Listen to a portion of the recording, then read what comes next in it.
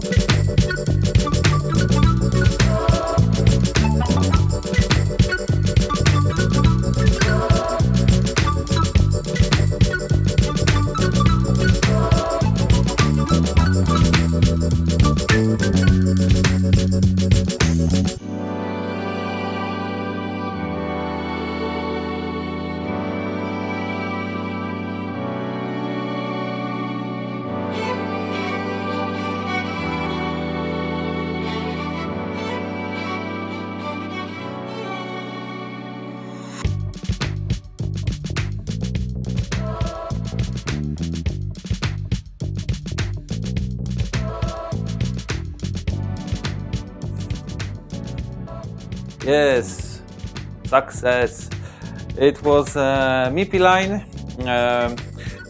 First, I seen a slightly damaged connector, and when I checked the readings, I find out there is one line missing, a MIPI line.